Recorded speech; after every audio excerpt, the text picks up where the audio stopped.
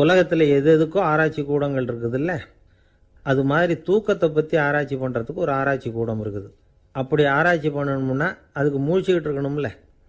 அதனால தான் அந்த ஆராய்ச்சி கூடம் இங்கே இல்லை. அமெரிக்காவில் பாஸ்டன் பல்கலைக்கழக மருத்துவமனையில் அது இருக்குது. அங்கே தூக்கத்தை பற்றி பலவிதமான ஆராய்ச்சிகள் பண்ணிகிட்டு இருக்கிறாங்க. அந்த ஆராய்ச்சி கூடத்தில் இயக்குனராக இருக்கிற ஒரு நிபுணர், அவர் என்ன சொல்கிறார் தெரியுமா? உங்களுக்கு தூக்கம் வரலையா, நீங்கள் நல்லா தூங்கிறதுக்கு தாராளமாக சில யோசனைகளை என்னால் சொல்ல முடியும் அப்படிங்கிறார். யோசனை தானே, காசா பணமாக கேட்டு வச்சுக்கலாமே. உணவு, மனநிலை, தூங்கும் இடத்தோட சூழ்நிலை, படுக்கைக்கு செல்கிறப்போ உள்ள பழக்க வழக்கங்கள், இது காரணமாக ஒருத்தருக்கு தூக்கம் வராமல் போகலாம். தூக்கம் வராததுக்கு இதுதான் காரணம்னா அதையெல்லாம் சுலபமாக கட்டுப்படுத்தலாங்கிறார் அவர். தூக்கத்தை வரவழைக்கக்கூடிய ஒரு நல்ல மருந்து உடற்பயிற்சி. ஆனால் ஒன்று, படுக்க போகிற நேரத்தில் இது மாதிரி உடற்பயிற்சிகள் எல்லாம் செய்யக்கூடாது. கொஞ்சம் முன்னாடி பகல்லையே இந்த பயிற்சிகளை செய்கிறது நல்லது. தூக்கம் வராமல் அவதிப்படுறவங்க பிற்பகல் நேரங்களில் காஃபி, டீ இது மாதிரி பானங்களை சாப்பிடக்கூடாது. மது அருந்துறது கூட தூக்கத்தை பாதிக்கும். வெது வெதுப்பான நீரில் குளிக்கிறது, தியானத்தில் ஈடுபடுறது, ஓய்வாக இருக்கிறது, படுக்கிறது, அதாவது படுக்கிறதுக்கு முன்னாடி ஒரு குவளை பால் சாப்பிட்றது, இதெல்லாம் தூக்கத்தை வரவழைக்கிறது ரொம்ப உதவியாக இருக்கும். இன்னொரு விஷயம் என்னென்னா, தூங்கி ஆகணுமேங்கிற கவலை வேண்டியதில்லை. அப்படி நினச்சி கவலைப்படுறதை விட்டுடணும். தூக்கம் வரலையா, உடனே படுக்கையை விட்டு எழுந்திருக்க வேண்டியது. வெளியில் வாங்க, வேறு ஏதாவது வேலையில் ஈடுபடுங்க, கொஞ்சம் நேரம் உலாவுங்க, அல்லது ஏதாவது ஒரு புஸ்தகத்தை எடுத்து படிங்க. களைப்பு ஏற்பட்டால் மறுபடியும் படுக்கைக்கு போங்க. தூக்கம் தானே வந்துடும். ஒரு விஷயத்தை மட்டும் நல்லா ஞாபகத்தில் வச்சுக்கணும். படுக்கைக்கு போகிறப்போ உங்கள் மற்ற எல்லா பிரச்சனைகளையும் மறந்துடணும். அது எப்படி சார் முடியும்? அந்த நேரம் தானே எல்லா பிரச்சனையும் வரிசையாக ஞாபகத்துக்கு வருது அப்படின்னு நாம் நினைக்கலாம். ஆனால் பழக்கத்தில் அதை நாம் மாற்றிக்க முடியும். கொஞ்சம் முயற்சி பண்ணணும், அவ்வளோதான். இது எல்லாமே ஆராய்ச்சி பண்ணி பார்த்துட்டு அந்த நிபுணர் சொல்கிற கருத்து தான். இன்னொரு விஷயமும் அவர் சொல்கிறார். அது என்னென்னா, உடல் கோளாறு காரணமாக தூக்கம் வராமல் அவதிப்படுறவங்களுக்கெல்லாம் இந்த யோசனைகள் சரியாக வராது அப்படிங்கிறார். அதுக்கெல்லாம் மருத்துவ சிகிச்சை கொடுத்து தான் சரி பண்ணணும். சில பேருக்கு நடு ராத்திரியில் மூச்சு திணறல் ஏற்பட்டு தூக்கம் வராமல் போயிடும். ஊரெல்லாம் தூங்குறப்ப தான் மட்டும் தூங்காமல் மூழ்கிட்டு இருக்கிறது, ஊரெல்லாம் மூழ்கிட்டு இருக்கிறப்போ தான் மட்டும் தூங்குறது, இது மாதிரி கோளாறுகளால் சில பேர் பாதிக்கப்படலாம். காலு தசை முறுக்கிக்கிறதுனால சில பேருக்கு அடிக்கடி விழிப்பு வரலாம். மன அழற்சி காரணமாக சில பேருக்கு தூக்கம் வராது. இது மாதிரி கோளாறுகளுக்கெல்லாம் அதுக்கு தகுந்த மாதிரி சிகிச்சை கொடுத்து தான் சரி பண்ண வேண்டியிருக்கும். எந்த கோளாறும் இல்லாமல் தூக்கம் வரலைன்னா ஆரம்பத்தில் சொன்ன முறைகளை கடைப்பிடிச்சு பார்க்கலாம். தூக்கம் வந்ததுன்னா யோசனை சொன்ன அந்த நிபுணருக்கு நன்றி சொல்லலாம். ஒருத்தர், ஏன் சார் பஸ்ஸில் தூங்குறது கெட்ட பழக்கமானு கேட்டார். இல்லையே, நான் கூட பஸ்ஸில் போகிறப்ப தூங்கிட்டு தானே போவேன் அப்படின்னார் இன்னொருத்தர்.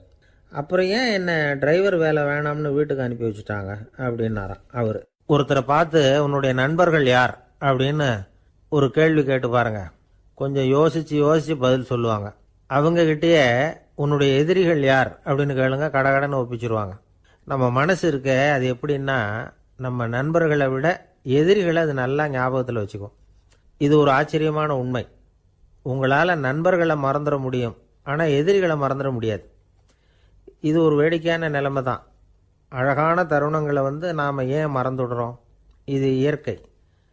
ஏன்னா நம்ம மனசு மலர்களை கவனிக்கிறதில்ல, அதில் இருக்கிற முள்ளை தான் கவனிக்குது.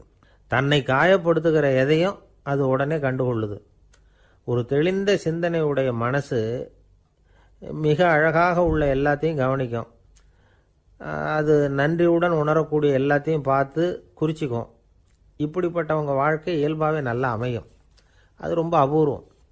மனசில் உள்ள ஒரு சிறிய அமைப்பை மாற்றுவதை பொறுத்து தான் இந்த விஷயம் அப்படிங்கிறார் ஓஷோ. ஒரு யூத கோவில் இருந்து தான், அது யூதர்களின் மடமாகவும் இருந்தது. அங்கே ஒரு தலைமை குரு, அவர் ரொம்ப கண்டிப்பானவர். அந்த கோவிலை ஒட்டி ஒரு தோட்டம். ஒரு நாள் காலையில் அந்த தோட்டத்தில் 2 இளம் யூதர்கள் நடந்து போய்கிட்டு இருக்கிறாங்க. காலையில் 1 மணி நேரம், மாலையில் 1 மணி நேரம் அவங்க அந்த தோட்டத்தில் நடக்கிறதுக்கு அனுமதி உண்டு.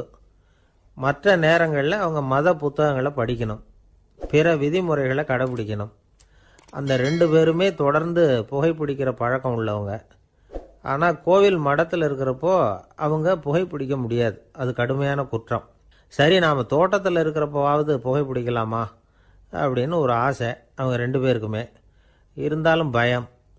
இப்படி கேட்டால் மதகுரு என்ன சொல்லுவாரோ அல்லது என்ன செய்வாரோங்கிற பயம். இப்படியே கொஞ்ச நாள் ஆச்சு. ஒரு நாள் இந்த 2 பேரில் ஒருத்தன் ரொம்ப கலங்கி போய் அந்த கோவிலிருந்து வெளியில் வந்துக்கிட்டு இருந்தான். வந்தவன் நேராக தோட்டத்து பக்கம் போனான். அங்கே இன்னொருத்தன் ஆனந்தமாக புகை பிடிச்சிக்கிட்டு இருக்கிறான். அதை பார்த்து தான் இவனுக்கு அதிர்ச்சி. அட கடவுளே, என்ன இது, நீ கேட்காமலே ஆரம்பிச்சிட்டியா அப்படின்னா. இல்லை இல்லை, நான் கேட்டுவிட்டு தான் ஆரம்பிச்சிருக்கேன்னா அவன். அப்படியா, என்ன மனுஷன் இவர், நானும் தான் கேட்டேன், என்ன கண்ணாபுண்ணான்னு திட்டிவிட்டார். இது என்ன கோவிலா இல்லை நரகமா? உனக்கு புகை பிடிக்கணும்னு ஆசையாக இருந்தால் நரகத்துக்கு போகணும்னு சொல்லிவிட்டார். அது சரி, உன்னை மட்டும் எப்படி அனுமதிச்சார் அப்படின்னு கேட்டான் இவன். அவன் சிரிச்சுக்கிட்டே, நீ எப்படி கேட்ட சொல்லு அப்படின்னா. நாம் இந்த தோட்டத்துக்கு வர அனுமதிக்கப்பட்டிருக்கிறதே ஜபத்துக்காகத்தானே, அதனால் நான் ஜபம் சொல்லும் பொழுது புகை பிடிக்கலாமா அப்படின்னு கேட்டேன். அதுக்கு தான் அவர் சத்தம் போட்டு என்னை அடிக்கவே வந்துட்டார் அப்படின்னா இவன். நீ ஒரு மாதிரியாக கேட்டிருக்க, நான் வேறு மாதிரியாக கேட்டிருக்கிறேன். ஜபம் சொல்லும்போது புகை பிடிக்கலாமான்னு நீ கேட்டிருக்க. ஐயா, புகை பிடிக்கும் பொழுது ஜபிக்கலாமா அப்படின்னு நான் கேட்டேன். அதில் தப்பு ஒன்றும் இல்லை அப்படின்னு பதில் சொல்லிட்டார் அப்படின்னா. ஒரு சிறிய மாற்றம்தான் அது மிகப்பெரிய மாறுதலை ஏற்படுத்தி விட்டது. மனசு நல்ல விதமாக சிந்திக்க ஆரம்பிச்சுட்டுதுன்னா மகிழ்ச்சிக்கு பஞ்சம் இல்லை. ஒரு கஞ்சன் ஆற்றுல விழுந்துட்டான். வெள்ளத்தில் தத்தளிச்சுக்கிட்டு இருக்கிறான். கரையில் நின்ன ஒருத்தர், உன் கையை கொண்டா இப்படி பிடிச்சி இழுத்து கரையில் சேர்த்து விடுறேன்னார். எதையும் கொடுத்து பழக்கம் இல்லாத அவன் கையையும் கொடுக்க மாட்டேன்னுட்டான். இவர் பார்த்தார். உன் கையை கொடுன்னு சொல்கிறதுக்கு பதிலாக நான் என் கையை கொடுக்குறேன் பிடிச்சிக்கோ அப்படின்னார். அவன் கப்புன்னு பிடிச்சிக்கிட்டான், இழுத்து கரையில் போட்டார். என்ன சார், உங்கள் பையன் என்ன செஞ்சுக்கிட்டு இருக்கிறான் இப்போ அப்படின்னு கேட்டார் ஒருத்தர். அடிக்கடி கண்ணாடி முன்னாடி நின்று அழகு பார்த்துக்கிட்டு இருக்கிறான் சார் அப்படின்னாரு அப்பா. இளம் பருவம் இப்படி தான் இருக்கும், அதையெல்லாம் சாதாரணமாக நினச்சிடாதீங்க அப்படின்னாரு அவர். என்ன சார் சொல்கிறீங்க, கண்ணாடி முன்னாடி நின்றுக்கிட்டு நேரத்தை வீணாக்கிக்கிட்டு இருக்கான், அதை ஒரு பெரிய விஷயமா நான் நினைக்கணுமா அப்படின்னாரு இவர். இளம் பருவத்தில் இளைஞர்களுக்கும் சின்ன பொண்ணுங்களுக்கும் அடிக்கடி கண்ணாடியில் பார்க்கணும்னு தோணும். அது வெறுமனே அழகு பார்க்கறது மட்டும் இல்லை, அவங்க தங்களையே தேடி கண்டுபிடிக்கிற ஒரு முயற்சி அது. இது ஒரு மனோதத்துவ விளைவு. இது வரைக்கும் சின்ன பிள்ளையா இருந்துட்டோம், இனிமேல் நாமளும் மற்றவங்க மாதிரி மனிதர்கள் தான் அப்படிங்கிற உணர்வு அவங்களுக்கு வருது. தங்களோட முகம் எப்படி இருக்குது, அழகு எப்படி இருக்குது, உடம்பு நேரம் எப்படி இருக்குது, முடி எப்படி இருக்குது அப்படிங்கிறதையெல்லாம் கண்டுபிடிக்கிறாங்க. அதுக்கப்புறம் இன்னொரு ஆணோ பொண்ணோ தன்னை கவனிக்கணும் அப்படின்னு நினைக்கிறாங்க. இதெல்லாம் மனோதத்துவ உண்மைகள், இதெல்லாம் இயற்கை. இதை பார்த்துட்டு பெற்றவங்க பிள்ளைங்க கெட்டு போட்டாங்க அப்படின்னு நினைக்கக்கூடாது, அவங்கள திட்டிக்கிட்டே இருக்கக்கூடாது. இன்றைக்கி பல குடும்பங்களில் இதுதான் நடந்துக்கிட்டு இருக்குது. மனுஷ வாழ்க்கையிலேயே இப்படியும் இல்லாத அப்படியும் இல்லாத ஒரு பருவம் இளம் பருவம். 13லேருந்து 19 வயசுக்கு உட்பட்ட ஆண்கள் பெண்கள் இந்த வகையை சேர்ந்தவங்க, டீனேஜ் குரூப். இவங்கள சின்னவங்கன்னு நினச்சிட முடியாது, பெரியவங்கன்னு நினச்சிட முடியாது. இவங்க ரொம்ப சென்சிட்டிவ். சமூகம் நினச்சா இவங்களை நல்லவங்களாகவும் ஆக்கலாம், கெட்டவங்களாகவும் ஆக்கலாம். கொஞ்சம் அக்கறை எடுத்துக்கிட்டால் பெரிய பெரிய மேதைகளையும் விஞ்ஞானிகளையும் உருவாக்கலாம். ஆனால் நடக்கிறது என்ன தெரியுமா, அநேகமாக இவங்களை யாருமே சரியாக புரிஞ்சுக்கிறது இல்லை, இவங்களை சரியாக நடத்துறதும் இல்லை. இது வரைக்கும் நாம் சொல்கிறத கேட்டுக்கிட்டு இருந்தான், இப்போல்லாம் அவன் இஷ்டத்துக்கு நடக்க ஆரம்பிச்சுட்டான் அப்படின்னு வருத்தப்படுற பெற்றோர்கள் அதிகம். இது வருத்தப்படுற விஷயம் இல்லை, சந்தோஷப்பட வேண்டிய விஷயம். உங்கள் புள்ள சொந்தமாக யோசிக்க ஆரம்பிக்கிறதும் நடந்துக்க ஆரம்பிக்கிறதும் ஒரு தப்பான விஷயமா? அவன் கடைசி வரைக்கும் உங்கள் பேச்சையே கேட்டுக்கிட்டு இருக்கணுங்கிறது என்ன நியாயம்? இன்றைக்கி இளைஞர்களை பெரியவங்க தப்பாக புரிஞ்சுக்கிட்டு தவறாக நடத்துறதுனால தான் அவங்களுக்கு வெறுப்பு, எரிச்சல், மனக்கசப்பு எல்லாம் உண்டாகுது. பெற்றவங்க சரியாக மதிக்கிறது இல்லை அப்படிங்கிற ஒரே காரணத்தினாலேயே வீணாக போகிற பிள்ளைங்க இன்றைக்கி அதிகம். சரி, பெற்றவங்களுக்கு இன்றைக்கி என்ன தான் புத்தி சொல்ல வர்றீங்க அப்படின்னு கேட்குறீங்களா? நாம் எதையும் சொல்ல வரல, ஆனால் அது சம்பந்தமான சில நிபுணர்கள் சொல்லியிருக்கிறத உங்கள் காதில் போட்டு வைக்கலாம். அது என்னென்னா, பிள்ளைங்க கிட்ட அன்பு செலுத்துங்க. குழந்தையா இருந்தப்போ எவ்வளவு பாசமாக இருந்தீங்க, வளர வளர அதை ஏன் குறைச்சிக்கிறீங்க? பெற்றவங்களின் அன்பான வார்த்தைகளுக்கு ஏங்குறவங்க தான் இன்றைய இளைஞர்கள். அவங்க எதை சொன்னாலும் அதை அக்கறையாக காது கொடுத்து கேளுங்க, அலட்சியப்படுத்தாதீங்க. அவங்க விரும்புறது உங்ககிட்ட இருந்து ஒரு மதிப்பு, மரியாதை, அங்கீகாரம், இவ்வளவுதான். அவங்க அவங்களாவே முடிவுகள் எடுக்கட்டும், அதுக்கு நீங்கள் உதவியாக இருங்க, அது போதும். மற்றவங்க முன்னாடி, முக்கியமாக அவங்க நண்பர்கள் முன்னாடி அவங்கள பற்றி மட்டமாக பேசாதீங்க. அவங்கக்கிட்ட பொய் சொல்லக்கூடாது.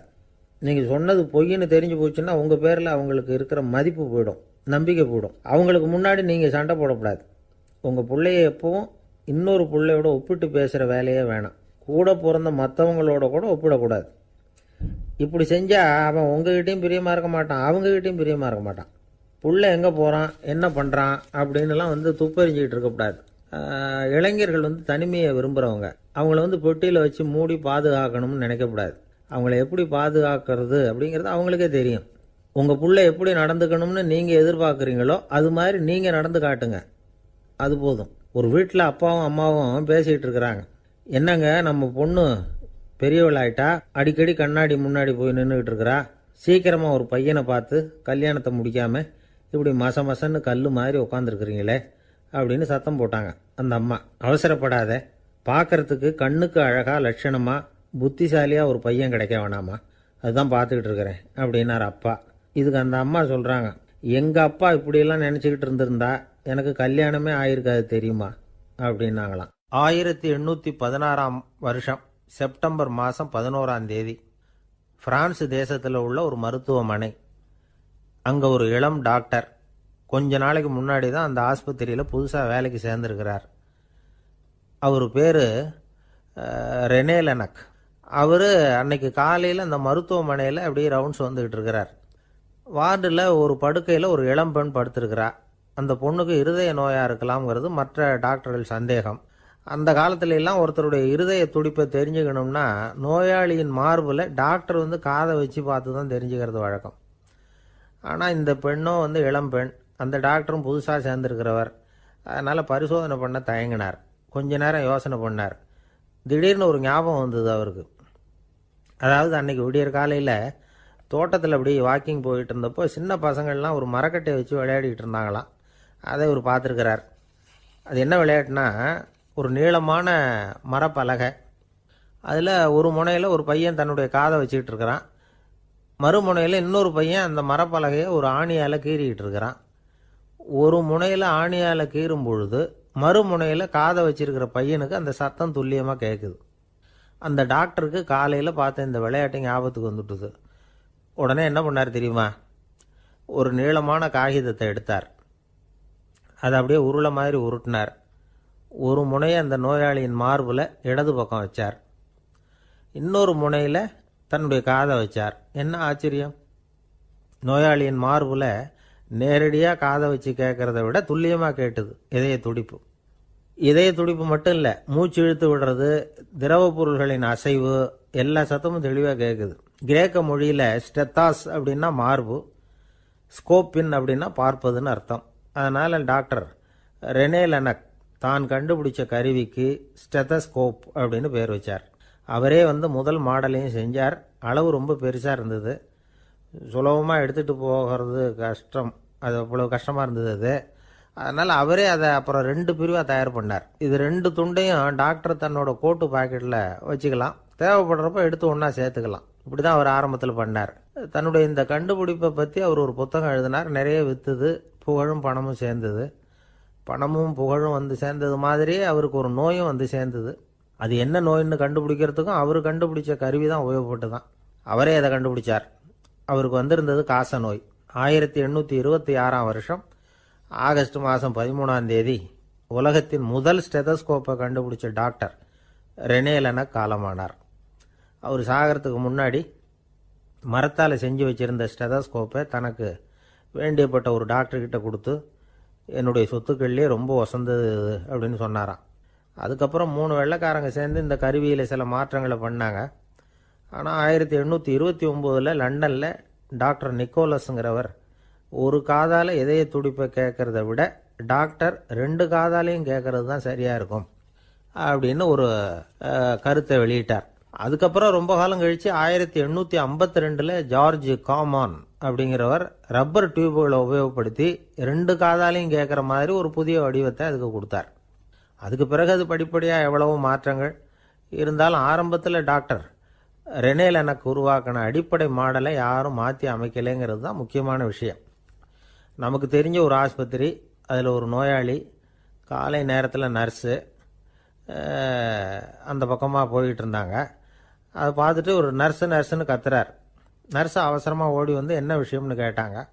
சிஸ்டர், இங்கே பாருங்கள், உங்கள் டாக்டரை என் நெஞ்சில் அவர் காதை வச்சு கேட்டுக்கிட்டு இருக்கிறார் அப்படின்னார் நோயாளி. சிஸ்டர் பதட்டப்படாமல், அதனால் என்ன, இந்த டாக்டர் பழமையான விஷயங்களில் ரொம்ப நம்பிக்கை உள்ளவர், அதனால் ஸ்டெதாஸ்கோப்பை உபயோகப்படுத்தாமல் காதை வச்சு கேட்குறார், அது ஒன்றும் தப்பு இல்லை அப்படின்னாங்களாம். ஐயோ, அதுக்காக இல்லை சிஸ்டர், இவர் என் நெஞ்சு மேலே தலையை வச்சது நேற்று ராத்திரி 9 மணி, இப்போ விடிஞ்சு போச்சு, இன்னமும் தலையை எடுக்கவே இல்லை, அதுக்காக தான் சந்தேகப்பட்டு உங்களை கூப்பிடுறேன் அப்படின்னாராம். அரேபிய நாடு, அங்கே ஒரு ஆட்சி தலைவர், அரேபிய நாட்டு ஆட்சி பொறுப்பை ஏற்றுக்கிட்டவர். அவர் ஆட்சி பொறுப்பை ஏற்றுக்கிட்ட பிறகு ஒரு நாள் ஒரு தெருவில் நடந்து போய்கிட்டு இருந்தார். அவர் தோளில் ஒரு பெரிய துணி மூட்டை, அதை சுமந்துக்கிட்டு கடத்தெருவை நோக்கி அவர் போய்கிட்டு இருக்கிறார். வழியில் அவரை சந்தித்தார் உமர். அவர் கேட்டார், கலீஃபா அவர்களே, எங்கே புறப்பட்டுட்டீங்க அப்படின்னு கேட்டார். கலீஃபான்னா ஆட்சி தலைவர்னு அர்த்தம். இதுக்கு அவர் சொன்னார், நான் துணி வணிகம் செய்கிறவன், அதனால் துணி வியாபாரம் செய்கிறதுக்காக போயிட்டுருக்கிறேன்னார். நீங்கள் இப்போ இந்த நாட்டுக்கு ஆட்சி தலைவர், ஆட்சி பொறுப்பில் இருக்கிறீங்க, நீங்கள் வியாபாரம் செய்ய போட்டால் அரசு பணிகளை செய்கிறது யார் அப்படின்னு கேட்டார் அவர். நான் அரசு பணிகளை மட்டுமே செஞ்சுக்கிட்டு இருந்தா என் குடும்பத்தை காப்பாற்றுறது யார் அப்படின்னு கேட்டார் அவர். இப்படி கேட்டவர் யார் தெரியுமா? அவர் தான் அபூபக்கர், இறை தூதர் முகமது அவர்களுக்கு பிறகு கலீஃபாவாக தேர்ந்தெடுக்கப்பட்டவர். அப்போலாம் ஆட்சி தலைவர்களுக்கு சம்பளம்னு எதுவும் கிடையாது. இந்த பிரச்சனையை எப்படி தீர்க்கிறதுன்னு யோசனை பண்ணார் உமர். அபு உபைதா அவர்கள்கிட்ட அழைச்சிட்டு போனார். அவர் யாருன்னா, அவர் தான் பொது நிதி கருவூலத்தின் பொறுப்பாளர். அவர்கிட்ட பிரச்சனையை சொன்னார். இது மாதிரி ஆட்சி தலைவருக்கு பொது நிதியிலிருந்து ஊதியம் அளிக்க முடியுமான்னு கேட்டார். பொது நிதி விதிகளின்படி அதுக்கு சாத்தியம் இல்லைன்னு சொல்லிவிட்டார் அவர். சரி, வேற ஏதாவது வழி இருக்குதான்னு கேட்டார் உமர். அபு உபைதா கொஞ்சம் யோசனை பண்ணி பார்த்தார். அப்புறமா சொன்னார், மக்காவிலிருந்து மதீனாவுக்கு குடிபெயர்ந்து வந்த அகதிகளுக்கு நிதி உதவி அளிக்கிறதுக்கு விதிகளில் இடம் இருக்கு. அப்படி பார்த்தா அபூபக்கரும் அகதி தானே, அதனால எல்லா அகதிகளுக்கும் கொடுக்கறது மாதிரியே அவருக்கும் ஒரு தொகை அளிக்கலாம்னார். கலீஃபா அபூபக்கருக்கு இந்த அகதி உதவி தொகையைத்தான் கொடுத்துட்டு வந்தாங்களாம். குடும்ப செலவுக்கு அது போதுமானதா இல்லை. இருந்தாலும் கலீஃபாங்கிறதுக்காக மற்ற அகதிகளை விட அதிகமாக தொகையை பெற அவர் விரும்பல. மார்பு பக்கம் கிழிஞ்சிருந்த ஒரு மேலாடையை தான் அவர் அணிஞ்சிருந்தார். அவருடைய துணைவியார் அஸ்மா, அவங்க ஒரு நாள் தேன் அருந்த ஆசையாக இருக்குன்னாங்களாம். நமக்கு கிடைக்கிற ஊதியம் குடும்ப செலவுக்கே போதுமானதா இல்லையே, இந்த நிலையில் தேன் வாங்கிறதுக்கு காசுக்கு நான் எங்கே போவேன்ருக்கார் அவர். கொஞ்ச நாள் கழித்து அவங்க ஒரு தொகையை அவர்கிட்ட கொடுத்து தேன் வாங்கிட்டு வர சொன்னாங்களாம். இவருக்கு ஆச்சரியம், ஏது இந்த பணம்னு கேட்டிருக்காரு. நீங்கள் தினமும் குடும்ப செலவுக்காக கொடுத்துக்கிட்டு வந்த பணத்தில் கொஞ்சம் கொஞ்சமாக மிச்சப்படுத்தி வச்சேன்னாங்களாம். அபூபக்கர் அந்த பணத்தை எடுத்துக்கிட்டு நேராக பொது நிதி கருவூல பொறுப்பாளர்கிட்ட போனார். இந்த பணத்தை பொது நிதியில் சேர்த்துருங்க, இது அதிகப்படியாக எனக்கு தரப்பட்டு வந்த ஊதியம், அடுத்த மாதத்திலேருந்து இந்த தொகையை குறைச்சிங்கன்னு வேற சொல்லிவிட்டாராம். பசியை தணிக்க தேவையான அளவு உணவு, ஒரு ஜோடி உடை, இதை தவிர கூடுதலாக மக்கள் பொது நிதியிலிருந்து வாங்கிக்கிறதுக்கு என் குடும்பத்தாருக்கு உரிமை இல்லை அப்படின்னு சொல்லி கண்டிப்பாக சொல்லிவிட்டாராம். அவர் வாங்கிட்டு வந்த இந்த குறைந்த ஊதியம் கூட அவர் மனசை உறுத்திக்கிட்டே இருந்தது. கடைசி நேரம் அவர் தம்முடைய மகள் ஆயிஷா அவர்களை அழைச்சார். மகளே, இதுவரைக்கும் பொது நிதியிலிருந்து நான் வாங்கிட்டு வந்த தொகை என்னுடைய இதயத்தில் பாரமாக அழுத்திக்கிட்டு இருக்கு. என் தோட்டத்தை விற்று அதில் வர்ற பணத்திலிருந்து நான் இதுவரைக்கும் வாங்கிட்டு வந்த ஊதிய தொகையை கணக்கு போட்டு பொது நிதியில் சேர்த்துடு அப்படின்னாராம். பதவி ஏற்கிறதுக்கு முன்னாடி தன்கிட்ட இருந்ததை விட இப்போ கூடுதலாக என்ன சொத்து இருக்குன்னு பார்த்துருக்கார். ஒரு ஒட்டகம், ஒரு கோப்பை, ஒரு பணியாள்.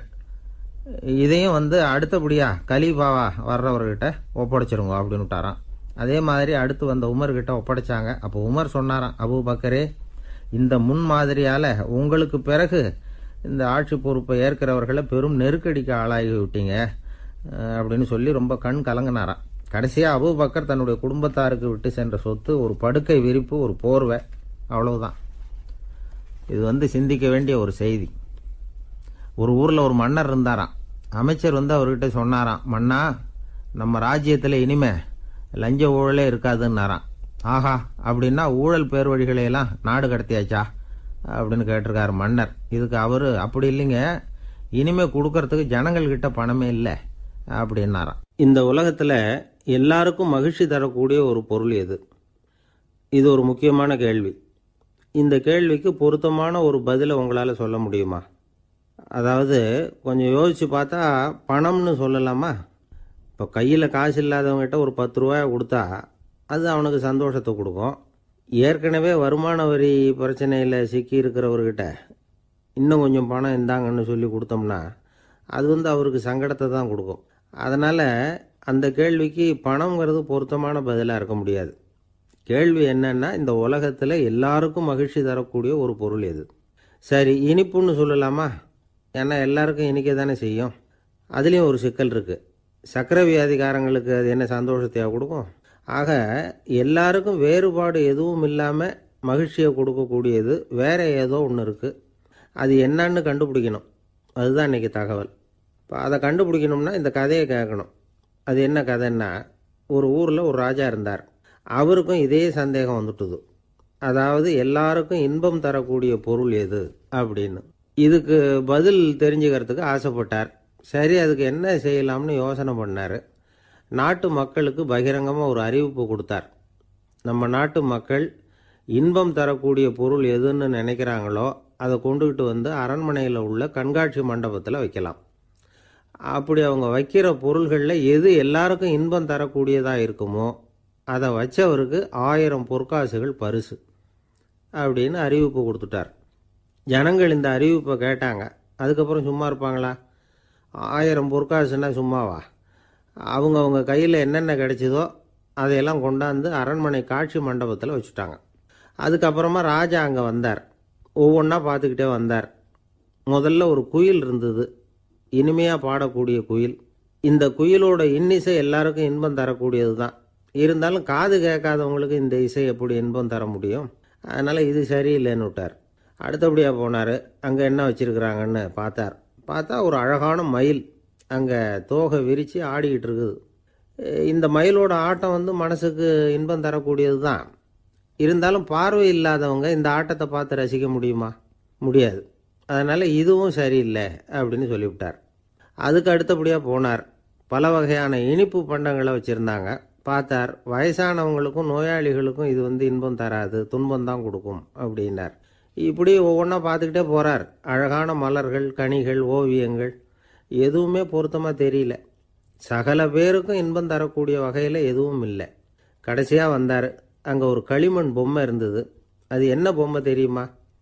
பசியால் வாடி இருக்கிற ஒருத்தருக்கு ஒரு அம்மா இனிமையாக பேசிக்கிட்டு சோறு போடுறது மாதிரி அந்த பொம்மையை செஞ்சுருந்தாங்க. அதுக்கு கீழே அன்பு அப்படின்னு எழுதியிருந்ததுதான். ராஜா பளிச்சுன்னு ஒரு முடிவுக்கு வந்தார். அந்த பொம்மையை செஞ்ச சிற்பியை வரவழைச்சார், பரிசு கொடுத்தார். அன்பு ஒன்று தான் எல்லாருக்கும் இன்பம் அளிக்கக்கூடிய பொருள்.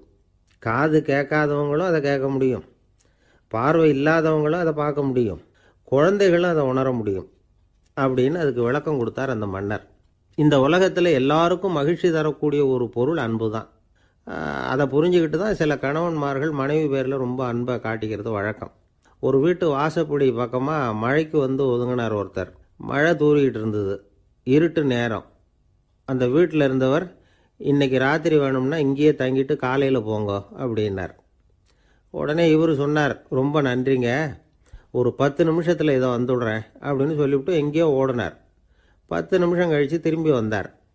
ஆமாம், எங்கே போயிட்டு வந்தீங்கன்னு கேட்டார் வீட்டில் இருந்தவர். நேராக எங்கள் வீட்டுக்கு போய் மனைவி கிட்ட இன்னைக்கு ராத்திரி இங்கேயே தங்கிக்கிறேன்னு சொல்லிவிட்டு வந்துட்டேன் அப்படின்னார் அவர். அன்புல இது ஒரு ரகம். ஆசைப்படுறதுல தப்பு இல்லை, ஆனால் அந்த ஆசை தேவைக்கு தகுந்த மாதிரி இருக்கணும். தேவைக்கு மீறிய ஆசைகள் இருக்கு பாருங்க, அது தேவையில்லை. இந்த கருத்தை வலியுறுத்தது மாதிரி ஒரு கதை உண்டு. தேவேந்திரனுக்கு திடீர்னு வீடு கட்டணும்னு ஒரு ஆசை வந்துதான். வீடுன்னா நாம கட்டுற மாதிரி இல்லை. தேவேந்திரன் வீடுன்னா சும்மாவா? ஒரு பிரம்மாண்டமான அரண்மனை கட்டணும். அது மாதிரி இந்த 3 லோகத்துலேயும் ஒரு அரண்மனை கிடையாது அப்படின்னு எல்லாரும் சொல்லணும். இது அவனோட ஆசை. உடனே தேவ தச்சரான விஸ்வகர்மாவை கூப்பிட்டான், உத்தரவு போட்டான். விஸ்வகர்மா தன்னுடைய உதவியாளர்களை எல்லாம் கூப்பிட்டு ஒன்றா சேர்த்துக்கிட்டார். படாத பாடுபட்டு ஒரு பெரிய அரண்மனையை கட்டி முடித்தார். கட்டி முடிக்க 1000 வருஷம் ஆச்சு. தேவேந்திரன் பார்க்குறான். அவனுக்கு திருப்தி ஏற்படலை. என்னுடைய அந்தஸ்துக்கு இது ரொம்ப சாதாரணமான கட்டிடம், இதை விட இன்னும் பெருசாக கட்டு அப்படின்னா. தேவ தச்சர் திணறி போயிட்டார். அவரால் அதுக்கு மேலே எதுவும் செய்ய முடியல. என்ன பண்ணுறதுன்னு யோசனை பண்ணார். நேராக நாரதர் காலில் போய் விழுந்தார். நீங்கள் தான் என்னை இந்த பிரச்சனையிலேருந்து காப்பாற்றணும்னார். நாரதர் யோசனை பண்ணார். சரி, கவலைப்படாதேன்னார். நேராக இந்திரங்கிட்ட போனார். இந்திரன் வந்து நாரதரை பார்த்த உடனே வாங்கன்னு கூட்டிகிட்டு போய் அரண்மனையை காட்டினான். இது மாதிரி ஒரு அரண்மனையை நீங்கள் வேற எங்கேயாவது பார்த்துருக்குறீங்களா அப்படின்னு ரொம்ப பெருமையாக கேட்டான். நான் பார்த்ததில்ல, ஆனால் என்னை விட வயசில் மூத்தவர் மகரிஷி லோமேசர், அவர் ஒரு வேளை பார்த்துருக்கிறாரா என்னமோ அப்படின்னார். உடனே அவரை மனசில் நினச்சி தியானம் பண்ணினார். அடுத்த கணம் லோமேசர் அங்கே வந்தார். இடையில ஒரு சின்ன துண்டு, கையில் ஒரு கமண்டலம், தலையில் ஒரு பாய், அவ்வளவுதான் அவர்கிட்ட இருந்தது. எதுக்காக தலையில் எந்த பாய் அப்படின்னு கேட்டான் இந்திரன். என்ன மாதிரி அற்ப ஆயுள் உள்ள ஒரு ஜீவன் தனியாக வீடு கட்டிக்கிட்டு திண்டாடணுமா? இந்த பாய் தான் ஒரு வீடு மாதிரி எனக்கு நிழல் கொடுக்குது அப்படின்னார் அவர். என்னது, உங்களுக்கு வந்து அவ்வளவு கொஞ்சமான ஆயுளா அப்படின்னு ஆச்சரியத்தோடு கேட்டான் இந்திரன். ஆமாம், இதை பாரு, என்னுடைய மார்பில் ஒரு பொற்காசு அளவுக்கு ரோமம் உதிர்ந்துட்டுது. எப்போ என் உடம்புல உள்ள எல்லா ரோமமும் உதிர்ந்துருமோ அப்போ என்னுடைய ஆயுள் முடியும் அப்படின்னார். எப்போ அந்த ரோமங்கள் பூரா உதிரும்னு கேட்டான் இவன். ஒரு பிரம்மா மறைஞ்சதும் ஒரு ரோமம் உதிரும். என் உடம்புல உள்ள ரோமங்களின் எண்ணிக்கை எவ்வளவோ அவ்வளவு பிரம்மாக்கள் தோன்றி அவங்க ஆயுள் முடியும் பொழுது என் உடம்புல உள்ள ரோமங்கள் பூரா உதிரும் அப்படின்னார். அப்படின்னா ஒரு பிரம்மாவோட ஆயுள் எவ்வளவு காலம்னு கேட்டான். ஒரு பிரம்மாவுக்கு 100 தேவ வருஷம். ஒவ்வொரு தேவ வருஷத்துக்கும் 365 தேவ நாள். ஒவ்வொரு தேவ நாள்லையும் ஒன்ன மாதிரி 14 இந்திரர்கள் தோன்றி மறைகிறாங்க அப்படின்னு மகரிஷி லோமேசர் சொல்கிறார். இதை கேட்டதும் இந்திரன் ஆடி போயிட்டான். அவ்வளவு ஆயுள் உள்ள இவரே அற்ப ஆயுள்னு சொல்கிறார். நான் என்னுடைய ஆயுளை பெருசாக நினச்சிக்கிட்டு பிரம்மாண்டமான அரண்மனை கட்டணும்னு ஆசைப்படுறேனே அப்படின்னு நினச்சான். எனக்கு வீடு கட்டின வரைக்கும் போதும்னு விட்டான். அதனால் நாமெல்லாம் நம்முடைய தேவைக்கு தகுந்த மாதிரி ஆசைப்படுறது தான் நியாயம். ஆனால் அப்படியே நடந்துக்கிறோம். மனுஷன் வந்து கடவுளையே ஏமாற்றி காசு வாங்கிறதுக்குள்ள ஆசைப்படுறான். ஒருத்தன் கடவுளை நினச்சி தவம் இருந்தான். கடவுள் நேரில் வந்தார். தேவலோகத்தில் ரூபாய்க்கெல்லாம் என்ன மதிப்புன்னு கேட்டான். அங்கெல்லாம் ரூபாய்ங்கிறது உங்கள் பணத்தில் 1 கோடி ரூபாய்க்கு சமம். அதாவது தேவலோகத்தில் 1 ரூபான்னா இங்கே 1 கோடி ரூபா. அது மாதிரி எங்களுக்கு ஒரு நாளுங்கிறது உங்கள் கணக்கில் 1 கோடி வருஷத்துக்கு சமம் அப்படின்னார் கடவுள். அப்படின்னா எனக்கு நீங்கள் அதிகமாக எதுவும் தர வேணாம், உங்கள் கணக்குப்படி ஒரே 1 ரூபா கொடுங்க, அது போதும்னா இவன் ரொம்ப சாமர்த்தியமாக. கடவுள் யோசனை பண்ணார். அது ஒன்றும் கஷ்டம் இல்லை, 1 ரூபா தானே கேட்குற, கொடுத்துட்றேன். ஆனால் இப்போ வரும்பொழுது நான் எடுத்துக்கிட்டு வரல, எங்கள் கணக்குப்படியே 1 நாள் பொறுத்துக்க பணத்தோடு வந்துடுறேன் அப்படின்னு சொல்லிவிட்டு பறந்து போயிட்டார். ஒரு நாள் ஒரு தகப்பனார் தன்னுடைய பிள்ளையை அழைச்சிட்டு வந்தார். சார், இவன் சரியாக படிக்க மாட்டேங்கிறான், பெரியவங்களை மதிக்க மாட்டேங்கிறான், நீங்கள் கொஞ்ச நாள் இவனுக்கு குருவாக இருந்து நல்ல விஷயங்களை சொல்லி கொடுத்தா தேவையில்லைன்னார். பெரியவங்களையே மதிக்காதவன் எப்படி என்ன மதிக்க போகிறான் அப்படிங்கிறது நமக்கு யோசனை வரும் இல்லையா? வேணாங்க, என்னை விட்டுருங்க அப்படின்னோம். அவர் விட மாட்டேன்னு விட்டார். இல்லைன்னா அவரே சிஷ்யன் ஆகிடுவார் போல இருந்தது. சரி, வேறு வழி இல்லாமல் அந்த பையனையே என்னுடைய சீடை நான் ஏற்றுக்கிட்டு உபதேசம்லாம் பண்ண ஆரம்பித்தோம். அதாவது குரு பக்தின்னா அது எப்படி இருக்கணுங்கிறத பற்றி சொல்லி கொடுத்தோம் அவனுக்கு. சதமகர் அப்படின்னு ஒரு குரு இருந்தார். அவருக்கு ஒரு சீடர். அவன் பேர் துளசி சைதன்யன், நைஷ்டிக பிரம்மச்சாரி. தன்னுடைய குருவுக்கு எந்த நேரத்தில் எது தேவைங்கிறத புரிஞ்சுக்கிட்டு சேவை செய்கிறவன். ஆனால் இவனை பற்றி மற்ற சீடர்களுக்கு பொறாமல் வந்துட்டுது. இவன் மட்டும் இப்படி இருக்கானேன்னு உடனே குருக்கிட்ட போய் கோல் மூட்டினாங்க. அவன் சரியில்லை, அவன் நடந்துக்கிறது சரியில்லை, அப்படி இப்படின்னு எதையாவது சொல்லி. இருந்தாலும் இதையெல்லாம் அந்த குரு நம்பலை. அவருக்கு தெரியும் யார் யார் எப்படின்னு. துளசி சைதன்யன் பெருமையை மற்ற சீடர்களுக்கு உணர்த்தணும் அப்படின்னு நினைச்சார். அதுக்கு ஒரு வழி பண்ணார். ஒரு நாள் சீடர்களை எல்லாம் கூப்பிட்டுக்கிட்டு ஒரு காட்டு வழியாக போய்கிட்டு இருந்தார். அங்கே ஒரு பெரிய மலை அருவி கொட்டிக்கிட்டு இருந்தது. குரு சீடர்கள் பக்கம் திரும்பினார். இந்த மலையின் மேலே இருந்து அந்த படுபாதாளத்தில் குதிக்கிறதுக்கு உங்களில் யார் தயார் அப்படின்னு கேட்டார். ஒரு சீடனும் வாயை திறக்கலை, ஒதுங்கி நின்றுக்கிட்டாங்க. பின்னாடி மூட்டை முடிச்சோடு வந்துக்கிட்டு இருந்தான் துளசி சைதன்யன். அவனை பார்த்தார். தபாருப்பா, நீ மேலே இருந்து அந்த அருவியில் குதி அப்படின்னார். அப்படியே செய்கிறேன் சுவாமின்னா ஓடி போய் பொத்துன்னு குதிச்சுட்டான். அடுத்த கணமே குருநாதர் தன்னுடைய யோக சக்தியால் பறந்து போய் அவன் கீழே விழுந்துடாமல் தாங்கி பிடிச்சி கொண்டுகிட்டு வந்துட்டார். மற்ற சீடர்களுக்கெல்லாம் ஒரு மாதிரி ஆயிட்டுது. அடுத்தபடியாக என்ன பண்ணலாம்னு யோசிச்சாங்க இவனை மாட்டி விடுறதுக்கு. ஒரு நாள் வெத்தலை அடிக்கிற ஒரு சின்ன உரலையும் உலக்கையையும் எடுத்து ஒளிய வச்சுட்டாங்க. சதமகர் சன்னியாசி இல்லை, அவர் வெத்தலை போடுவார். பல்லு சரியில்லை, அதனால் இடித்து தான் வெத்தலையை போடணும். திடீர்னு வெத்தலை பாக்கு கேட்டார். வழக்கமாக உரலில் இடித்து தர்றது தான் துளசியின் பழக்கம். உரலை தேடினா கிடைக்கல, என்ன பண்ணுறது? குரு கேட்டு விட்டாரே, குரு சேவை தானே முக்கியம். இவன் என்ன பண்ணா, வெத்தலை பாக்க தன்னுடைய வாயில் போட்டு முன்னு அதை எடுத்து அவர்கிட்ட கொடுத்துட்டான். குரு எதையோ படிச்சுக்கிட்டே அதை வாங்கி வாயில் போட்டுக்கிட்டார். துளசி, இன்னைக்கு தாம்பூலம் நல்லா இடிக்கப்பட்டிருக்கு, ருசியாக வேற இருக்குது, அதை இடித்த பாத்திரத்தை என் கண்ணால் பார்க்கணும்னு ஆசையாக இருக்குன்னு விட்டார். அதை மட்டும் அனுப்பி போய் நீ வர வேண்டான்னு வேற சொல்லிவிட்டார். இதை கேட்டதும் துளசி தவிச்சு போயிட்டான். இவன் போகாமல் எப்படி வாயை மட்டும் அனுப்பி வைக்க முடியும்? இவன் தவிக்கிறத பார்த்ததும் மற்ற சீடர்களுக்கெல்லாம் மனசுக்குள்ளே ரொம்ப சந்தோஷம். துளசி கொஞ்சமும் யோசிக்கலை, வாழை எடுத்தான், தன்னுடைய தலையவே அப்படியே அறுத்து வெட்டி எடுத்தான், இன்னொரு சீடங்கிட்ட கொடுத்துட்டான், எடுத்துகிட்டு போகணும்னு சொல்லி கொண்டுட்டு போய் குரு முன்னாடி வைக்கிறாங்க. அந்த தலையில் வாய் திறந்துருக்கு, வெத்தலை போட்டு முன்னு இருந்தது, தெரிஞ்சு போச்சு, சிவப்பாக இருந்தது. அவனுடைய குரு பக்தியை இப்போ எல்லாரும் ஒத்துக்கிட்டாங்க. அதுக்கப்புறம் குரு சதமகர் தன்னுடைய அற்புத திறமையினால் அந்த தலையை மறுபடியும் ஒட்ட வச்சுட்டார். துளசிக்கு உயிர் வந்துட்டுது. இப்படி ஒரு பெரிய கதை உண்டு. அதாவது துளசி சைதன்யன் அவனுடைய குரு பக்தி எப்படி அப்படின்னு கேட்டோம். ரொம்ப அபாரம் அப்படின்னு அந்த பையன் அடக்கமாக, சும்மா விளையாட்டுக்காக தான் அப்படி அவங்ககிட்ட கேட்டோம். ஏன்பா உன்னுடைய குரு பக்தியை என்கிட்ட காட்டுறதுக்கு உன்னோட கழுத்தை நீயே அறுக்கணும்னு நான் சொன்னேன், அதை நீ செய்வியா அப்படின்னு கேட்டோம். என்னுடைய கழுத்தை நானே அறுக்க வேண்டிய அவசியம் இல்லை சார் அப்படின்னா அவன். ஏண்டான்னு, அதே காரியத்தை தான் இனிமேல் நீங்கள் தினமும் செய்ய போகிறீங்களே சார் அப்படிங்கிறான். ஒருத்தர் ரொம்பவும் மகிழ்ச்சியாக வந்துக்கிட்டு இருந்தார். என்ன விஷயம்னு விசாரித்தேன். நான் தோற்று போயிட்டேன், அதுதான் மனசுக்கு மகிழ்ச்சியாக இருக்குது அப்படின்னார். எனக்கு இது ரொம்ப ஆச்சரியமாக போச்சு. இந்த உலகத்தில் தோற்று போகிறவங்க யாரும் மகிழ்ச்சியாக இருக்கிறது இல்லை. அப்படி இருக்கிறப்ப இவர் இப்படி சொல்கிறாரே, எங்கே தோற்று போனீங்கன்னு கேட்டேன். அதுக்கப்புறம் தான் அவர் விவரமாக சொன்னார். என்னோட 5 வயசு குழந்தையோட நான் விளையாடிக்கிட்டு இருந்தேன். அந்த விளையாட்டில் என் குழந்தை ஜெயிச்சு விட்டுது, நான் தோற்று போயிட்டேன் அப்படின்னார் ரொம்ப உற்சாகமாக. நான் யோசித்து பார்த்தேன். அதாவது நாம் சின்ன குழந்தையாக இருக்கிறப்போ எந்த விளையாட்டில் கலந்துக்கிட்டாலும் அதில் நாம் தான் ஜெயிக்கணும்னு ஒரு வெறி நமக்குள்ளே இருக்கும். நம்மளை எதிர்த்து விளையாடுறவர் நல்லவரா கெட்டவரா, பெரியவரா சின்னவரா அப்படிங்கிறதெல்லாம் முக்கியம் கிடையாது. அவர் தோற்று போகணும், நாம் ஜெயிக்கணும், அதுதான் முக்கியம். எதிரியை சந்தோஷப்படுத்த விளையாடுகிற கலை அப்போ நமக்கு தெரியறதில்ல. வாழ்க்கையில் ஒரு பக்குவம் வந்ததுக்கு அப்புறம் வெற்றி பெறணுங்கிற மன அழுத்தம் போயிடுது. போட்டியில் ஜெயிக்கணுங்கிறத விட குழந்தையை சந்தோஷப்படுத்தணுங்கிறது முக்கியமாக போச்சு.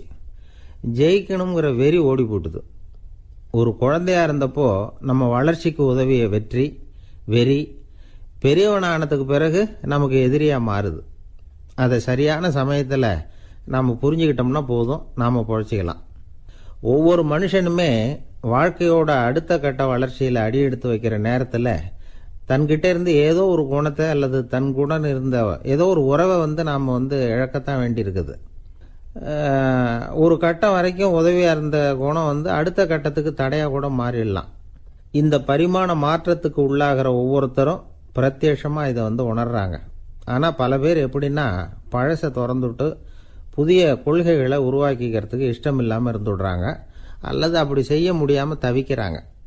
இதையெல்லாம் மீறி அந்த பழசை திறந்துட்டா அதை இழந்ததால் உண்டாகிற மன அழுத்தம் சில காலத்துக்கு வருத்திக்கிட்டு தான் இருக்கும், வேறு வழி இல்லை. ஆரோக்கியமான ஒரு முன்னேற்றத்துக்காக அந்த மன அழுத்தத்தை தாங்கிக்கத்தான் வேணும் அப்படிங்கிறாரு அந்த உலக புகழ்பெற்ற மேதை ஒருத்தர், இந்த ஸ்காட் பெக் அப்படிங்கிறவர். பிறந்த நாள் முதல் இதுதான் சரி அப்படின்னு கற்பிக்கப்பட்டு வந்த ஒவ்வொரு தத்துவத்தையும் தங்களுடைய வளர்ச்சிக்கு தகுந்த மாதிரி மாற்றி அர்த்தப்படுத்தி கொள்ள முடியாமல் வாழ்க்கை சூழல்ல அப்படியே அரைப்பட்டு தூளாகிறவர்கள் தான் ரொம்ப தவிக்கிறாங்களாம். இதுதான் அவருடைய கருத்து. பெரும்பாலும் மனிதர்களுடைய நடுத்தர வயசில், அதாவது 30 தாண்டுகிற சமயத்தில் தான் இந்த தவிப்பு உண்டாவதுதான். இதை தான் மேற்கத்திய நாடுகளில் அடிக்கடி மிட் லைஃப் கிரைசிஸ் அப்படின்னு சொல்கிறாங்க. அப்பப்போ பழசையெல்லாம் தொலைச்சி விட்டு புதுசாக பிறக்கிறதுக்கு கற்றுக்கணும். ஒவ்வொரு நிமிஷத்தையும் அந்த நிமிஷத்துக்கு ஏற்ற சித்தாந்தம் கொண்டவர்களாக சந்திப்போம் அப்படிங்கிறார் அந்த உளவியல் நிபுணர். இப்படி பழகிக்கிட்டால் வாழ்க்கை இன்பமயம், இல்லைன்னா தவிப்பு மயம்தான். பழசை தொலைக்க முடியாதவர்களில் எத்தனையோ பேர் உண்டு, எத்தனையோ ரகம் உண்டு. அதில் வேடிக்கையான நண்பர்களும் உண்டு. ஒருத்தர் நண்பர் வீட்டுக்கு போனார். அவர் ஏதோ இனிப்பு பலகாரம் கொடுத்து சாப்பிட சொல்லியிருக்கிறாங்க அவங்க வீட்டில்.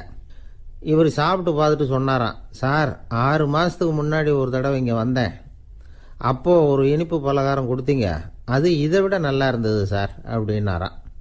அப்ப செஞ்ச அதே இனிப்பு பலகாரம் தான் சார் இதுவும் அப்படின்னாராம் அவர். இயேசுநாதர்கிட்ட ஒருத்தர் வந்து கேட்டாராம், இயேசுவே என்னை எவ்வளவு நேசிக்கிறீர்கள் அப்படின்னு. அவர் தன்னுடைய இரு கைகளையும் அகல விரித்து இவ்வளவு என்று சொல்லி சிலுவையில் உயிர் நீத்தார் அப்படின்னு சொல்லுவாங்க. அதாவது அந்த நேசிப்புக்கு எல்லை கிடையாது, அதே போல மன்னிப்புக்கும் எல்லை கிடையாது. இது இயேசுநாதர் சொல்லி கொடுத்த ஒரு பாடம்.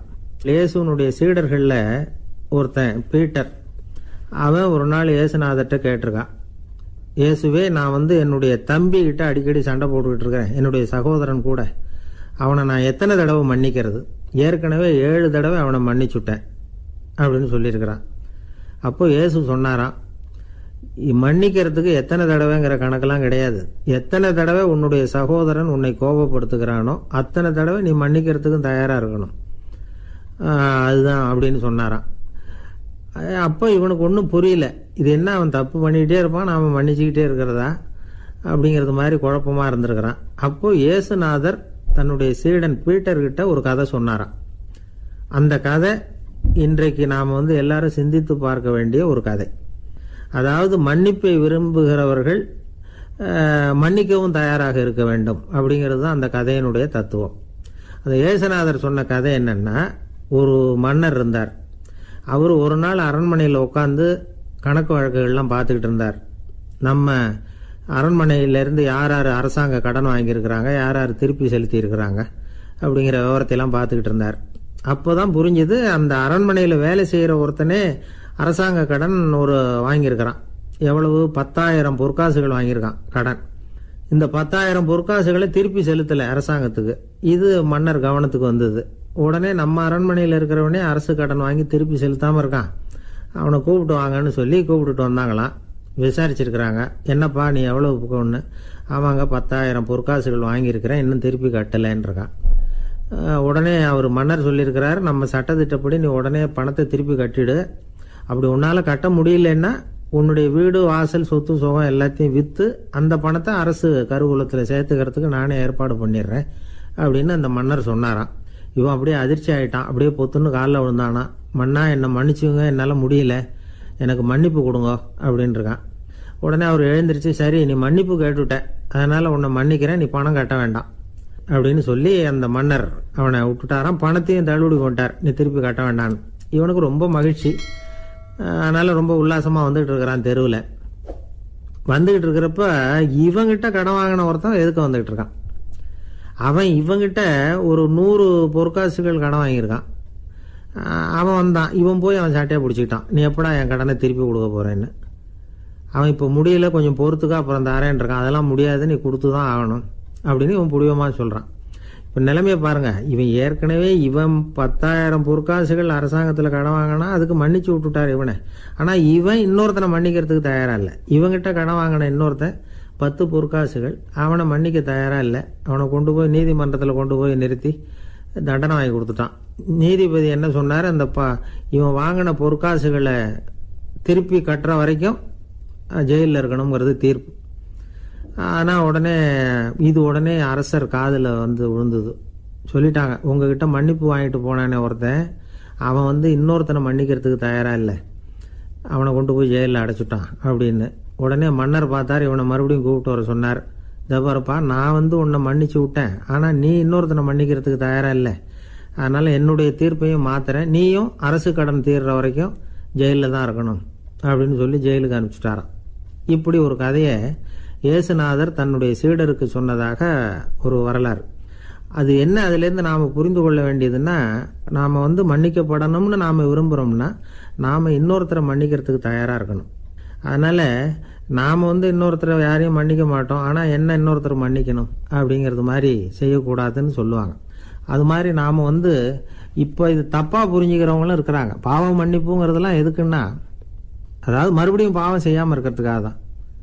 அதான் மன்னிக்கிறாரே அப்படிங்கிறதுக்காக மறுபடியும் பாவம் பண்ணிகிட்டு இருக்கிறது இல்லை. அதான் ஒருத்தர் கேட்டாராம், பாவத்திலேருந்து மன்னிப்பு கிடைக்கணும்னா நீ என்ன செய்யணும் அப்படின்னு கேட்டிருக்காரு.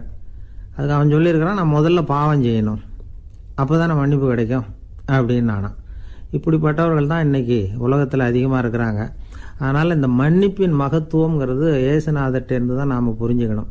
அந்த இயேசு சொன்ன அந்த மன்னிக்கிற மனோபாவம் இருந்தால் இன்னைக்கு உலகம் பூராவும் அமைதி பூங்காவாக இருக்கும். அதில் ஒன்றும் ஆச்சரியமே இல்லை, அதில் ஒன்றும் சந்தேகமும் இல்லை. அதனால் மன்னிக்கிற மனோபாவத்தை நாம் எல்லாரும் நமக்குள்ளே வளர்த்து கொள்ள வேண்டும். அப்படிங்கிறது தான் நாம் இன்றைக்கு எல்லோரும் சிந்தித்து பார்க்க வேண்டிய ஒரு செய்தி. ஒரு வயசான அம்மா தெரு வழியாக போயிட்டு இருந்தாங்க. அவங்க கையில் எண்ணத்தையோ வச்சுக்கிட்டு அதை அடிக்கடி பார்த்துக்கிட்டே இருந்தாங்க. ஒருத்தன் மெதுவாக அவங்கக்கிட்ட போய் கையில் இருக்கிறது என்ன அப்படின்னு எட்டி பார்த்தா அவங்க கையில் 4 பல் இருந்துதான். இவன் ஆச்சரியமாக அந்த அம்மாவை பார்த்தான். ஏம்மா உனக்கு என்ன பைத்தியமா, ஏது இந்த பல்லு, இதை என்னத்துக்காக கையில் வச்சுக்கிட்டு அலைஞ்சிக்கிட்டு இருக்கிற அப்படின்னு கேட்டிருக்கான். அதுக்கு அந்த அம்மா விவரம் சொல்ல ஆரம்பித்தாங்களாம். இதை பாருப்பா, எனக்கு ஒரு மகன் இருந்தான், அவனை ரொம்ப செல்லமாக வளர்த்தேன்.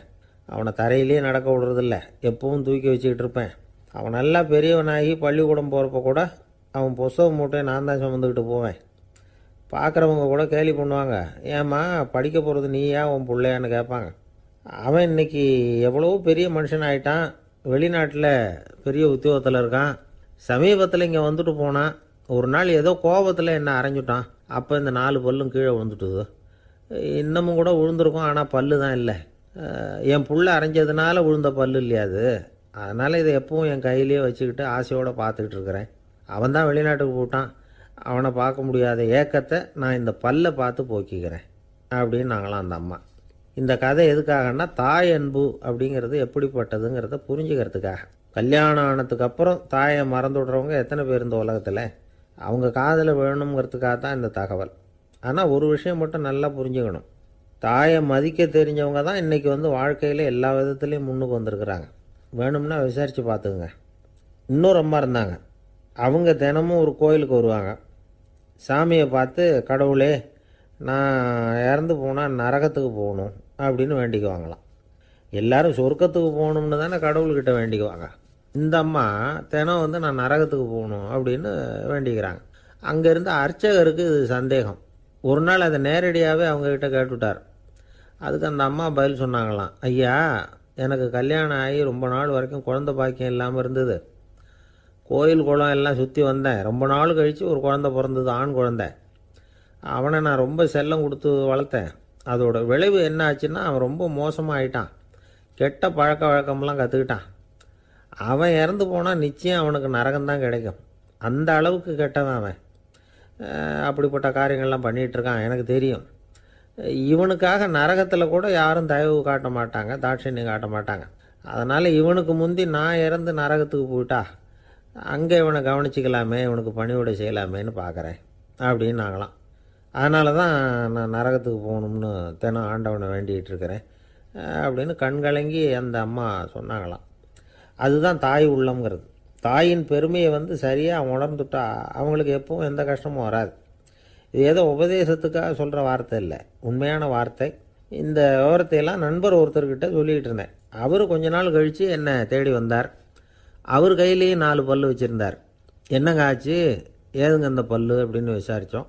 உங்கள் உபதேசத்தை கேட்டுவிட்டு இந்த உலகத்தில் எல்லாரையும் தாயாக நினைக்க ஆரம்பிச்சிட்டேன். ஒரு அம்மாவை கடத்தரில் பார்த்து தாயேன்னு கூப்பிட்டேன். அவங்க உடனே பலார்னு என்னை அரைஞ்சிட்டாங்க, பல்லு விழுந்துட்டுது. அதை தான் பொறுக்கி எடுத்துக்கிட்டு நேராக உங்களை தேடி வந்துக்கிட்டு இருக்கிறேன்னார். தாயேன்னு தானே கூப்பிட்டீங்க, அதுக்கு ஏன் அரைஞ்சாங்க அப்படின்னு கேட்டோம். நான் தாயேன்னு கூப்பிட்டது அவங்க காதில் நாயேன்னு விழுந்துட்டு தான், அதுதான் இப்படி ஆயிட்டுது அப்படின்னார். ஊருக்கு வெளியில் அமைதியான ஒரு இடம், அங்கே ஒரு ஆசிரமம், அங்கே ஒரு சாமியார். அவர் தினமும் நல்ல போதனைகள்லாம் செய்வார். பல பேர் போய் அங்கேயே சில நாள் தங்கி இருந்து அவர் சொல்கிற அறிவுரைகளை எல்லாம் கேட்டுக்கிட்டு வர்றது வழக்கம். ஒரு தடவை அவரை பார்த்துட்டு போகிறதுக்காக 3 வெளியூர் தம்பதிகள் வந்தாங்களாம். அந்த மடத்திலேயே சாப்பிட்டுக்கிட்டு தங்கி இருந்து அவங்களுடைய போதனைகளை கேட்டுக்கிட்டு போகணுங்கிறது அவங்க நோக்கம். காலையில் குளிச்சுட்டு பூஜையில் உட்காந்தார் அந்த சுவாமி. இவங்களும் குளிச்சுட்டு அந்த பூஜையை பார்க்கறதுக்காக அவர் முன்னாடி உட்காந்தாங்க. பூஜை ஆரம்பமாச்சு. சம்பிரதாயப்படி அது ரொம்ப நேரம் நடந்துக்கிட்டே இருக்குது. இவங்களுக்கு நல்ல பசி இருந்தாலும் இந்த நேரத்தில் அதை எப்படி வெளியில் காட்டிக்கிறது, பேசாமல் இருந்தாங்க. அந்த சுவாமி பூஜையை முடித்தார். அதுக்கப்புறம் பேச ஆரம்பித்தார். பேச்சு அருமையாக தான் இருந்தது, அமிர்தமாக தான் இருந்தது. இருந்தாலும் இவங்களுக்கு இருக்கிற வயிற்று பசி அது சரியாக கவனிக்க விடலை. அந்த சுவாமியே இதை கவனிச்சதா தெரியல. இவங்களுக்கு மனசுக்குள்ள ஒரு எண்ணம், உள்ள சாப்பாடு தயாராகிட்டு இருக்கும் போல இருக்கு, இந்த பேச்சு முடிஞ்சதும் நம்மளை உள்ளே அழைச்சிட்டு போய் சாப்பாடு போடுவாங்கன்னு நினைக்கிறோம் அப்படின்னு இவங்களாம் நினச்சிக்கிட்டாங்க. ஆனால் சுவாமி இதை பற்றி எதுவுமே பேசலை, கண்டுக்கலை. ஒரு அம்மாவால் அதுக்கு மேலே சும்மா இருக்க முடியுமா? முடியல. சாப்பாட்டை கவனிக்கலாமா அப்படின்னு சொல்லி மெதுவாக ஆரம்பித்தாங்க. கவனிக்கலாமே அப்படின்னு உள்ளே அழைச்சிட்டு போனார் சுவாமி. இவங்க ரொம்ப அவசரமாக எழுந்திருச்சு உள்ளே ஓடினாங்க. அங்கே ஒரு மேஜை மேலே ஒரு கிண்ணம் மூடி இருந்தது. இதுதான் சாப்பாட்டு மேஜை போல இருக்கு, இங்கே சாப்பாடு வந்துடும் அப்படின்னு நினச்சாங்க. உடனே போய் சுற்றி உட்காந்துக்கிட்டாங்க. சுவாமி அந்த கிண்ணத்தை எடுத்து அந்த அம்மா கிட்ட கொடுத்தார்.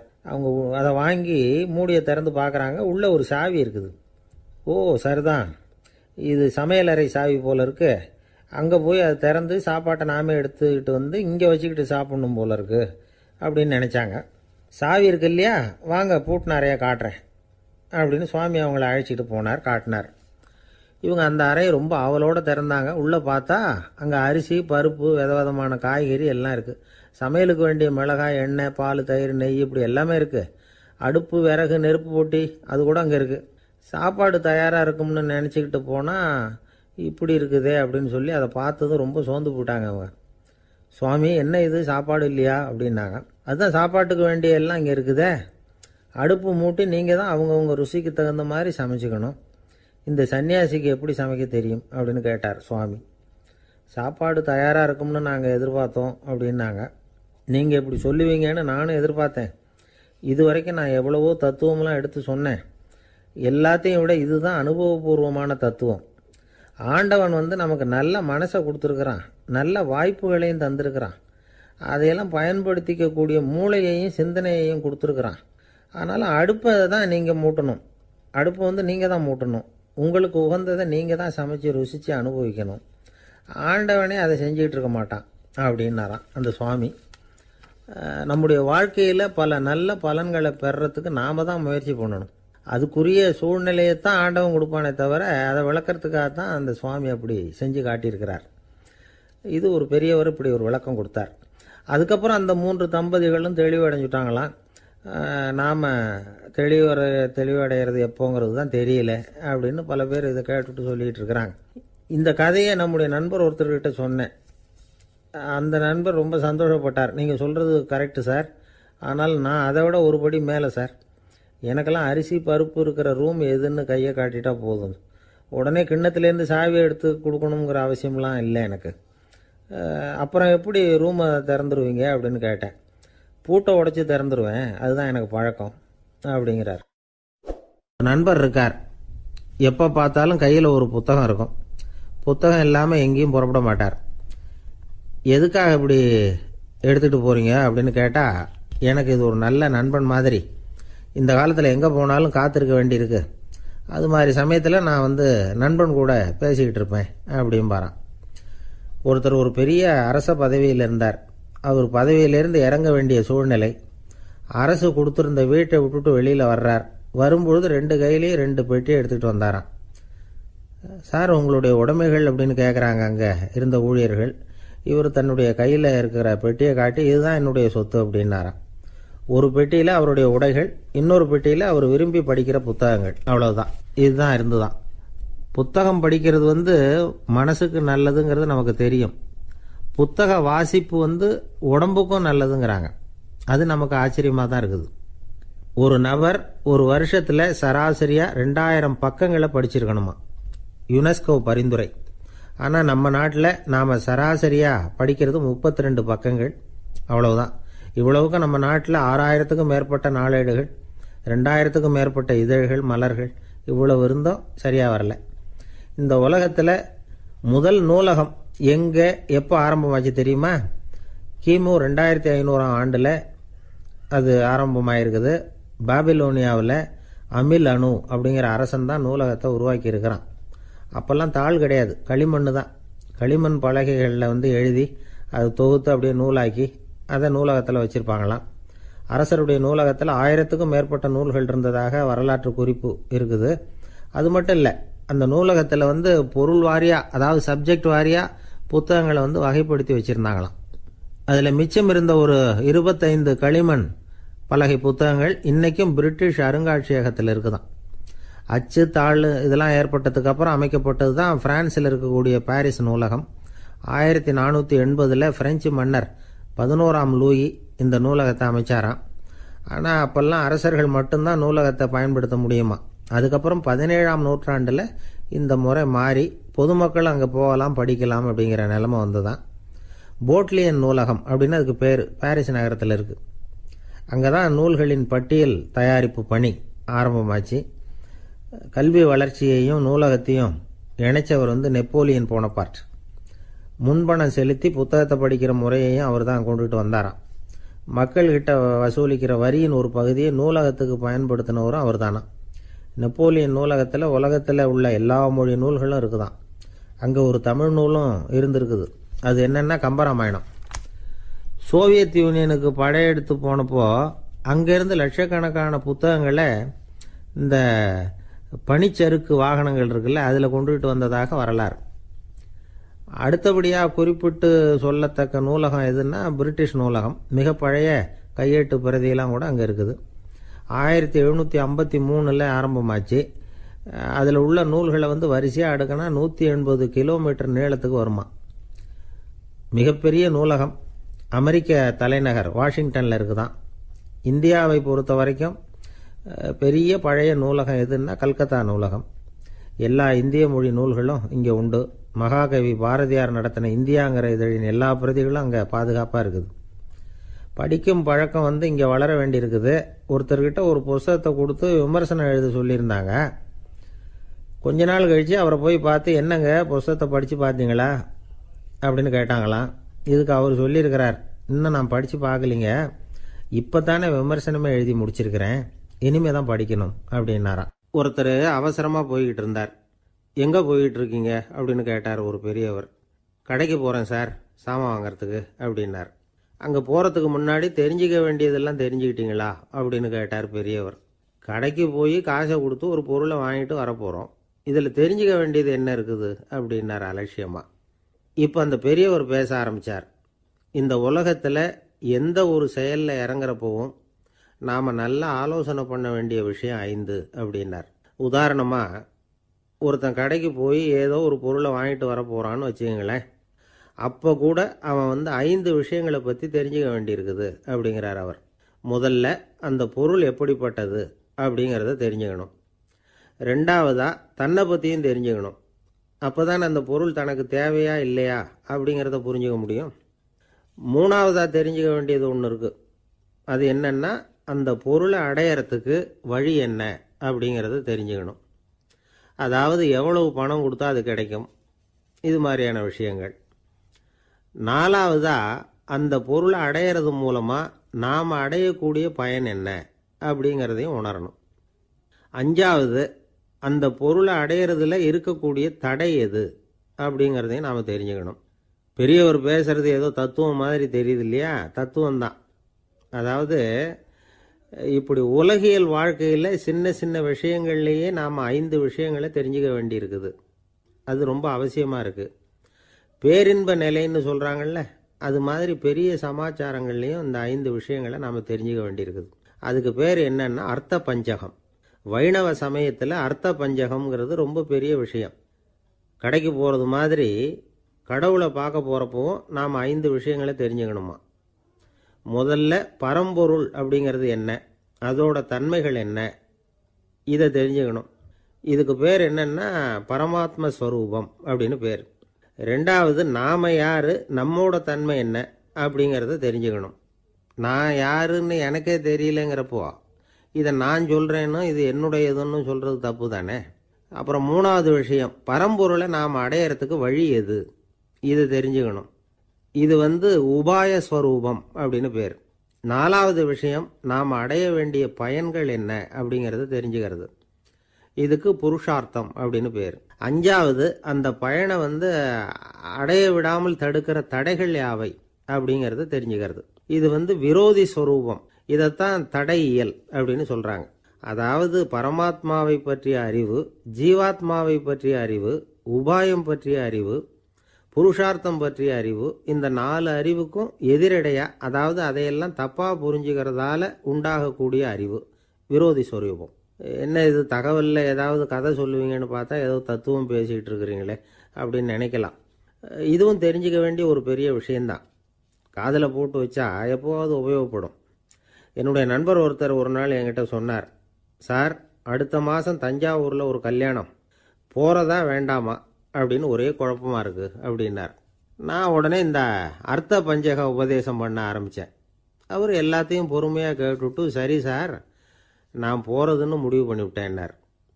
எப்படி இந்த முடிவுக்கு வந்தீங்க அப்படின்னு கேட்டேன். அவர் சொன்னார், சார் அந்த 2வது பாயிண்ட் ஒன்று சொன்னீங்களே, அதை புரிஞ்சுக்கிட்டதுக்கு அப்புறம்தான் இந்த முடிவுக்கு வந்தேன் அப்படின்னார். என்ன 2வது பாயிண்ட்டுன்னு? அதாவது தன்னை பற்றி புரிஞ்சுக்கணும் அப்படின்னு சொன்னீங்க. உடனே என்னை பற்றி புரிஞ்சுக்கிட்டேன், நான் யாருங்கிறது எனக்கு தெரிஞ்சுது, உடனே போகிறது தான் நல்லதுன்னு முடிவு பண்ணிவிட்டேன்னார். நீங்கள் யாருன்னு கேட்டேன்.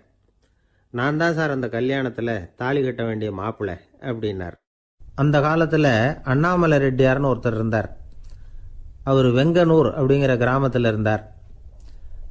அங்கேருந்து விருத்தாசலம் கோவிலுக்கு தவறாமல் போயிட்டு வந்துக்கிட்டு இருந்தார். இடையில வெள்ளாறு, அதில் ஒரு சமயம் வெள்ளம் வந்துட்டுது. இவரால் போக முடியல. அதோட விளைவு வெங்கனூர்லேயே ஒரு கோவில் கட்டணும் அப்படின்னு முடிவு பண்ணார், சிவாலயம். அந்த சமயத்தில் வடநாட்டில் பஞ்சம். அதனால் அங்கே இருந்த பல சிற்பிகள் தென்னாட்டை நோக்கி வர ஆரம்பித்தாங்க. அவங்க வெங்கனூர் வழியாக வர்றது தெரிஞ்சதும் இவர் போய் பார்த்தார். இங்கே ஒரு கோவில் கட்டணும், அதுக்கு நீங்கள் உதவணும்னார். பஞ்ச காலத்தில் இப்படி ஒரு வாய்ப்பு கிடைச்சதில் அவங்களுக்கும் ரொம்ப மகிழ்ச்சி. உற்சாகத்தோடு ஒத்துக்கிட்டாங்க. ஆலய திருப்பணி ஆரம்பமாச்சு. அவங்களுக்கு வேண்டிய எல்லா வசதிகளையும் இவர் செஞ்சு கொடுத்தார். அவங்களுக்கு எந்த குறையும் இல்லாமல் பார்த்துக்கிட்டார். அது மட்டும் இல்லை, ஒவ்வொரு நாளும் அங்கே வருவார். உங்களுக்கு என்ன வேணும் எது வேணும்னு கேட்பார். ஏதாவது குறை இருந்தால் சொல்லுவாங்க, உடனே தீர்த்து வைப்பார். இவரும் கேட்பார், எந்த குறையாக இருந்தாலும் என்கிட்ட சொல்லுங்க அப்படின்னு சொல்லுவார். அதை தவிர இவராகவே கவனிச்சும் அவங்களுக்கு என்னென்ன தேவைங்கிறத கண்டுபிடிச்சி அதையெல்லாம் கொடுத்துக்கிட்டு இருப்பார். என்ன தேவைன்னாலும் அதை நிறைவேற்றி வச்சுருவார். அந்த சிற்பிகளின் தலைவன் ஒருத்தன், அந்த ஆளுக்கு வெத்தலை பாக்கு போடுறது பழக்கம். இதை தெரிஞ்சுக்கிட்டு அதுக்காகவே ஒரு ஆளை ஏற்பாடு பண்ணார். வேணுங்கிறப்போலாம் நீ வெத்தலை சிவல் மடித்து கொடுக்க வேண்டியது உன் வேலை அப்படின்னு ஒருத்தனை ஏற்பாடு பண்ணிட்டார். இப்படியெல்லாம் செஞ்சதும் அவங்களுக்கும் ரொம்ப உற்சாகம். ரொம்ப பொறுப்பாக சிற்ப வேலைகளை செஞ்சுக்கிட்டு இருக்கிறாங்க. ஒரு நாள் என்னாச்சு தெரியுமா? அந்த சிற்பிகளின் தலைவன் ரொம்ப நுணுக்கமாக ஒரு வேலையை செஞ்சுக்கிட்டு இருக்கிறான். சாரம் போட்டு அது மேலே படுத்துக்கிட்டு அண்ணாந்து பார்த்து உச்சியில் நுணுக்கமான சிற்பங்களை உருவாக்கிக்கிட்டு இருக்கான். சிற்பியின் கவனம் செதறப்படாதுங்கிறதுனால இவர் மெதுவாக சத்தம் போடாமல் கிட்ட போய் நின்று அதை கவனிச்சுக்கிட்டு இருக்கிறார். அந்த சிற்பி